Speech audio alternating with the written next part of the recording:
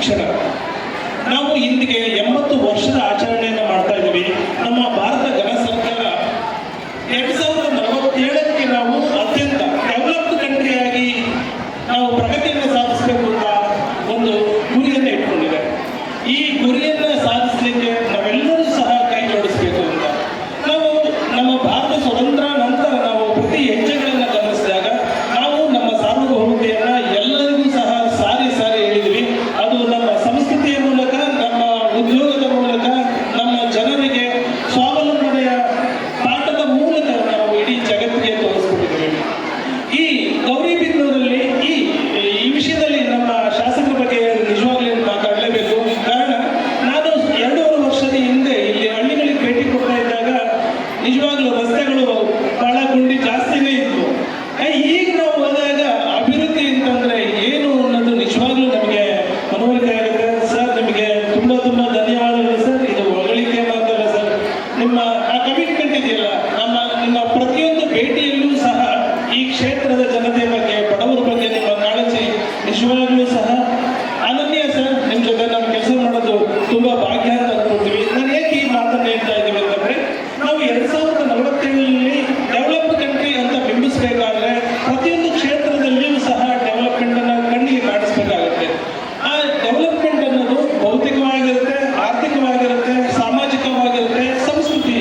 ಈ ಹಿನ್ನೆಲೆಯಲ್ಲಿ ನೋಡಿದಾಗ ನಾವು ಇಡೀ ಪ್ರಪಂಚಕ್ಕೆ ಸಂಸ್ಕೃತಿಯಲ್ಲಿ ನಿಜವಾಗ್ಲೂ ತೋರಿಸ್ಬಿಟ್ಟಿದ್ವಿ.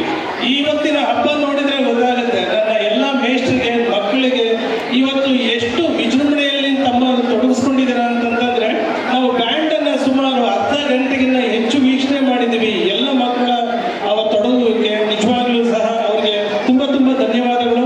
ಈ ಕಾರ್ಯಕ್ರಮದಲ್ಲಿ ಪೇರೆಂಟ್ಸು ಸಹ ಅಷ್ಟೇ ರೀತಿಯಲ್ಲಿ ಸಪೋರ್ಟ್ ಮಾಡಿದ್ದಾರೆ ಮಕ್ಕಳಿಗೆ.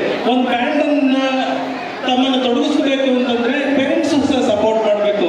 ಅದು ನೋಡಿದ್ರೆ ಈ ಕಾರ್ಯಕ್ರಮ ಎಷ್ಟು ಯಶಸ್ವಿ ಆಗಿದೆ ಅನ್ನೋದಕ್ಕೆ ಮಕ್ಕಳು, ಟೀಚರ್ಸು ಹಾಗೂ ಅವರ ಪೇರೆಂಟ್ಸೇ ಕಾರಣ ಅಂತ ಹೇಳ್ತಾ, ನಿಜವಾಗ್ಲೂ ನಾವು ವಾಜಪೇಯಿದು ಒಂದು ಮಾತು ನೆನಪಿಸ್ಕೋಬೇಕಾಗುತ್ತೆ. ಅವರು ಈ ದೇಶ ಕಟ್ಟೋದ್ರಲ್ಲಿ ಅತಿ ಮುಖ್ಯ ಪಾತ್ರವನ್ನು ವಹಿಸಿದ್ದಾರೆ. ಅವರೊಂದು ಮಾತು ಹೇಳ್ತಾರೆ, ಭಾರತ ಕೇವಲ ಭೂಮಿಯ ತುಂಡಲ್ಲ, ಇದು ಜೀವಂತ ಜಾಗೃತ ರಾಷ್ಟ್ರಪುರುಷ. ಕಾಶ್ಮೀರ ಇದರ ಮುಕುಟ, ಪಂಜಾಬ್ ಮತ್ತು ಬಂಗಾಳ ಇದರ ವಿಶಾಲ ಬಾಹುಗಳು. ಇದು ಚಂದದ ಭೂಮಿ, ಇದು ಚಂದನದ ಭೂಮಿ, ಇದು ತರ್ಪಣದ ಭೂಮಿ, ಇದು ಅರ್ಪಣದ ಭೂಮಿ. ಇದರ ಕಣಕಣವು ನಮಗೆ ಶಂಕರ, ಇದರ ನದಿಯು ಗಂಗಾ ನದಿ. ತಾವು ಬದುಕಿದ್ದರೂ ಭಾರತಕ್ಕಾಗಿ, ನಾವು ಸತ್ತರೂ ಭಾರತಕ್ಕಾಗಿ.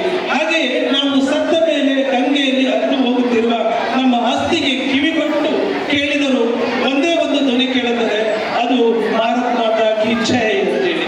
ಅಂದ್ರೆ ಅವರು ಭಾರತವನ್ನ ಪ್ರೀತಿಸ್ತಾ ಇದ್ದ ರೀತಿ ಆ ರೀತಿ. ನಾವೆಲ್ಲರೂ ಸಹ ಇಂದಿನ ದಿನಮಾನಗಳಲ್ಲಿ ನಾವು ಪ್ರತಿ ಹೆಜ್ಜೆಗೂ ಕಾಣೋದು ನಮ್ಮ ಯೂತ್ಸು ಹಾದಿ ತಪ್ತಾ ಇರೋದು.